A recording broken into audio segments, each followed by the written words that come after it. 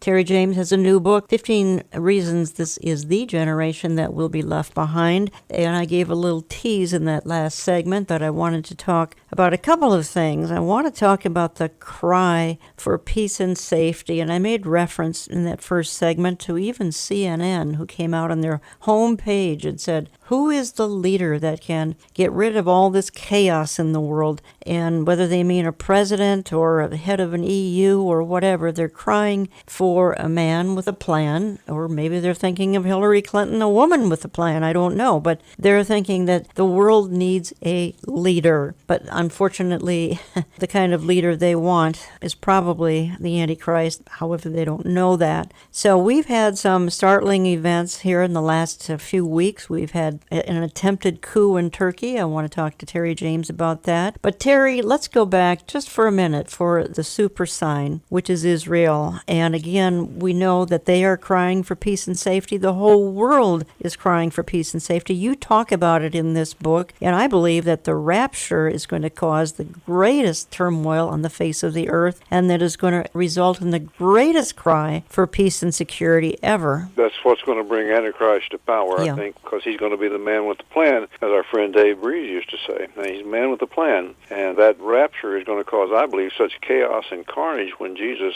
calls the church, come up hither. I think that that's going to definitely cause this cry for peace and safety to really increase. But, Jan, we're seeing that cry already. I mean, that's what this peace process is all about, this desire to get Israel to give up land for peace. In the book, Rapture Ready or Not, I give a chapter there that deals with this, recall of history's most deadly product. That deals with the peace and safety issue, more specifically. I believe the greatest recall in history is that call for the doing away with the nuclear weaponry. You know, when the genie escaped the bottle in at Alamogordo, New Mexico in 1945, when they invented the atomic bomb, from that point, that gave the diplomats of the world, and I believe satanic forces of the world, this cry for peace and safety that has grown from that. People want that genie back in the bottle. It's not going to happen, of course. No. But that's what they use as their platform in saying they believe that Israel is possibly the greatest ignition point for World War III.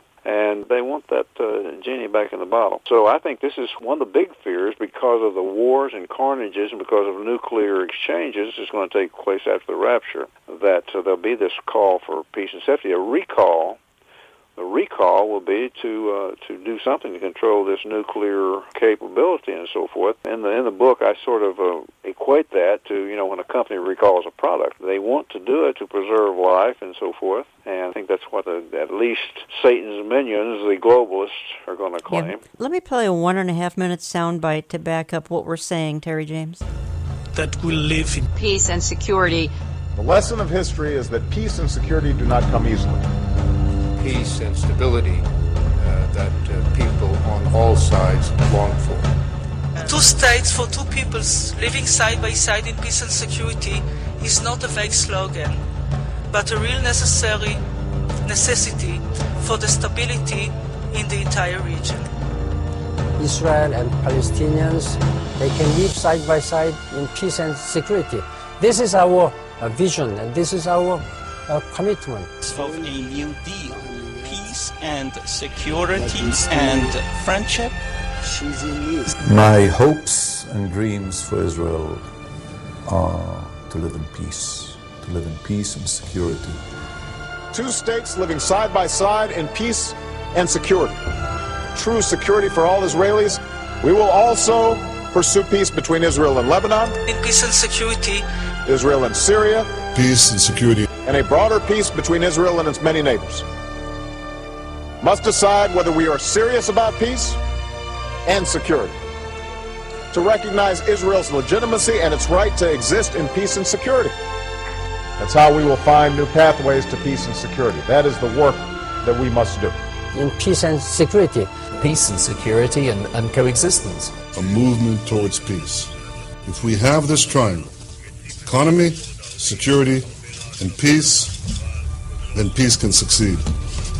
Terry James, it's almost a mantra. It It is, and that's exactly what Revelation chapter 6 tells us, that when the seals are open, that man comes riding forth on a white horse, a platform of peace. And he has a quiver, but there's no arrows in it. Got a bow, but there's no arrows in it, which most believe that means that it's an indicator of peace and security. That same man, we see in Daniel chapter 9, verse 27, will make a covenant of peace and security for 7 years with Israel and the surrounding neighbors and the whole world, as a matter of fact. And that's what it's all about, a call for peace and safety. King James calls it, and of course the diplomats of the world calling it peace and security, same thing.